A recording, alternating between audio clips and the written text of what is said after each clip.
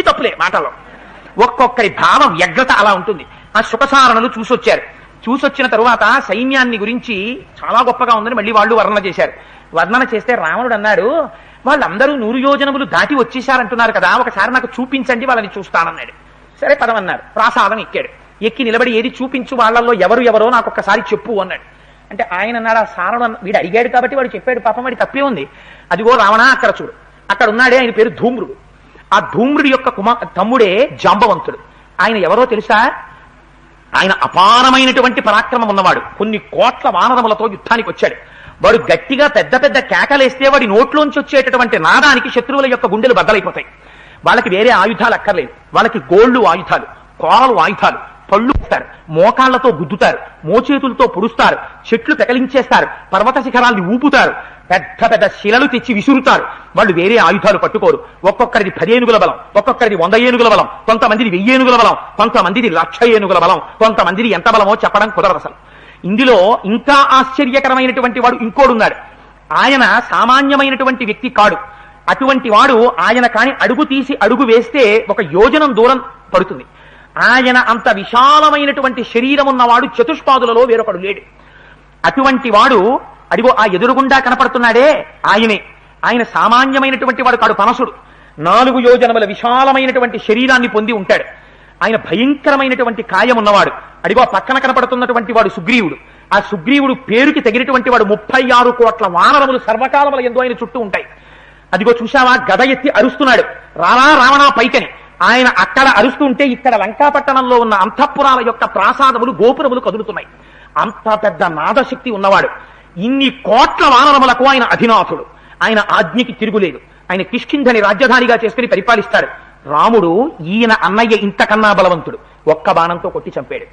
ఆయన మెడలో ఉన్న మహేంద్రమాలే ఇప్పుడు సుగ్రీవుడి మెడలో ఉంది. ఈ మాల వేసుకోవాలని ఎందరో ఇష్టపడుతుంటారు, కానీ సుగ్రీవుడు ఆ మాల ధరించి ఉంటాడు.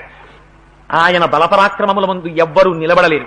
అటువంటి బలమున్నవాడు. అదిగో అటు చూడు, ఆయన కేసరి, హనుమ యొక్క తండ్రి. ఆయన మేరు పర్వత శిఖరముల మీద తిరుగుతూ ఉంటాడు. ఆ శిఖరములన్నీ బంగారు పర్వతాలు. అక్కడ ఉన్నటువంటి ఫలాల్ని, అక్కడ ఉన్న తేనెని తాగి కొన్ని లక్షల సైన్యంతో ఆయన యుద్ధానికి వచ్చాడు. ఆయన సామాన్యమైనటువంటి శక్తి కాదు. ఆయన యుద్ధానికి వచ్చి మహానాదం చేసి చెట్లు పెట్టి రాళ్లు పెట్టి కొడితే ఒక్క నిమిషంలో కొన్ని లక్షల మంది రాక్షసుల్ని సంహరించగలిగినటువంటి శక్తి కలిగినటువంటి వాడు. అటువంటి వాడే గంధమాదనుడు. ఆయన యొక్క శక్తి ఇంత అంతా అని చెప్పడం కుదరదు. ఇందులో కొంతమంది బంగారు రంగులో మెరుస్తుంటారు, కొంతమంది కాటుక కొండల్లా ఉంటారు, కొంతమంది భయంకరమైన దంతాలతో ఉంటారు, కొంతమంది కిచకిచలాడుతుంటారు, కొంతమంది తోకలు పొడుగ్గా ఉంటాయి, కొంతమంది ఎర్రగా ఉంటారు, కొంతమంది పచ్చగా ఉంటారు, సముద్రంతో పోటీ పడుతుంటారు. చూడు రావణ, గుహల నిండా వాళ్లే, పర్వతాల నిండా వాళ్లే, కొండల నిండా వాళ్లే, సముద్రం మీద వాళ్లే, ఆ వారధి మీద వాళ్లే. ఎటు చూసినా లంకాపట్టణం చుట్టూ వానరులే. ఈ వానరులు రాగా ఇంకా వానరాలు వస్తూనే ఉన్నాయి వారధి దాటుతూ. ఎన్ని కోట్ల వానరములు వస్తున్నాయో నువ్వు చూడు. లంకాపట్టణం చుట్టూ ఉన్న వనాల మీద ఉన్న ప్రతి చెట్టు మీద భల్లూకాలి. ఈ భల్లూకాలన్నింటికీ జాంబవంతుడు నాయకుడు. ఆయన త్రివిక్రముడికి 21 సార్లు ప్రదక్షిణం చేశాడు. అంతటి అపారమైన శక్తి ఉన్నవాడు జాంబవంతుడు. అందులో ఒకడేమిటి, గయుడు గవాధ్యక్షుడు. ఒక్కొక్కడు 1,000,000 ఏనుగుల బలం ఉన్నవాడు. అటువంటి బలశాలురందరూ ఇవాళ యుద్ధానికి వచ్చేశారు. వాళ్ళ యొక్క శక్తి ఎటువంటిదో, వాళ్ళు ఎంత సైన్యం ఇవాళ నీ మీదకి యుద్ధానికి వచ్చిందో ఒక్కసారి చెప్తాను, రావణా విను. సాధారణంగా మనుష్యులు ఏదైనా చెప్పాలంటే 100తో మొదలు పెడతారు. అటువంటి 100లు 10 వందలైతే 1000, అటువంటి 10,000 అయితే 10,000 తీసుకొస్తే 10,000, అటువంటి 10,000 10 అయితే 1,00,000, అటువంటి లక్షలు 10 అయితే 10 లక్షలు, అటువంటి 10 లక్షలు 10 అయితే 1,00,00,000, 1,00,000 కోట్లయితే 1 శంకువు, 1000 శంకువులైతే 1 మహాశంకువు, 1000 మహాశంకువులైతే 1 వృందము, 1000 వృందములైతే 1 మహావృందము, 1000 మహావృందములైతే 1 పద్మము, 1000 మహాపద్మములైతే 1 కర్వము, 1000 కర్వములు 1 మహాకర్వము, 1000 మహాకర్వములు 1 సముద్రము, 1000 సముద్రములు 1 ఓఘము, 1000 ఓఘములు 1 మహాౌఘము. అటువంటిది సముద్రేణ శతేనైవ మహౌఘేన తథైవచ ఏష కోటి మహోఘేన సముద్ర సదృశేన చ. ఇలాంటి పద్మాలు, శంకువులు, ఇటువంటి మహోఘాలు ఎన్నున్నాయి అన్నది లెక్క పెట్టి చెప్పడం కుదరదు ఈ వానరులకి. అన్ని కోట్ల కోట్ల కోట్ల కోట్ల మంది ఒకటి పక్కన ఎన్ని సున్నాలు పెట్టాలో ఎవడికి చేత కాదు. అంతమంది వానరులు, అంతమంది భల్లూకములు, అంతంత ప్రవీణులు, అంత యుద్ధ విద్యా పారంగతులు వచ్చి విడిది చేసి ఉన్నారు. అదిగో ఆ మధ్యలో నిలబడినటువంటి వాడు హనుమ. ఆయన బంగారు శరీరంతో మెరిసిపోతుంటాడు. ఆయనకి బ్రహ్మగారి వరం ఉంది. ఆయన ఏ అస్త్రశస్త్రములకు కట్టుబడరు. ఆయన ఒక్కడే ఈ లంకాపట్టణాన్నంతటినీ తిరగదొయ్యాలని ఆలోచన చేస్తున్నాడు. ఎంత తీవ్రమైనటువంటి నేత్రములతో లంక వంక చూస్తున్నాడో చూడు రావణ.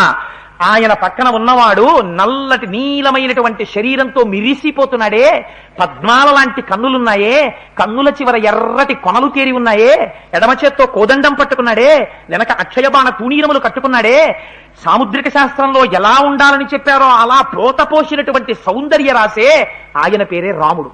ఆయన పరమధర్మాత్ముడు, పితృవాక్య పరిపాలకుడు. ఆయనే జనస్థానంలో 14,000 మంది రాక్షసుల్ని ఒక్కడే కొట్టాడు రావణ. ఆ రాముడి ఇవాళ వచ్చేశాడు లంకాపట్టణం మీదకి. ఇంకా నువ్వేమి యుద్ధం చేస్తావో ఆలోచించుకో. ఆయన బహిప్రాణం లక్ష్మణుడు. ఆయన నిరంతరం అన్నగారిని కంటిని కనురెప్ప కాపాడినట్టు కాపాడుతుంటాడు. రామతుల్యమైన పరాక్రమం ఉన్నవాడు. ఎన్ని అస్త్రశస్త్రములు రాముడికి తెలుసో అన్ని లక్ష్మణుడికి తెలుసు. వాళ్ళ కోదండము నుండి ఆ బాణములు వినిర్ముక్తమైతే కాపాడగలిగిన వాడు వేరొకడు ఉండడు. అటువంటి రామలక్ష్మణులు, ఈ సైన్యము అంతా వచ్చింది అని దాన్ని చూసి పొంగిపోయి ఓహో కామెంటరీ చెప్తున్నాడు. రావణాసురుడు అటు చూడ్డం అనేసి వీడిని చూశాడు. పొంగిపోయి చెప్పేస్తున్నాడు. అలా ఆగన్నాడు. ఆగి నమస్కారం పెట్టాడు. ఏ రానికి ఎంత సంతోషంగా ఉందిరా వాళ్ళ గురించి చెప్పడం అంటే, నేను చూస్తూనే ఉన్నాను రా నీ వాక్ప్రవాహం, ఎంత సంతోషపడిపోతున్నావురా వాళ్ళ గురించి చెప్తూ. కృతజ్ఞత అంటే ఇది కాదు.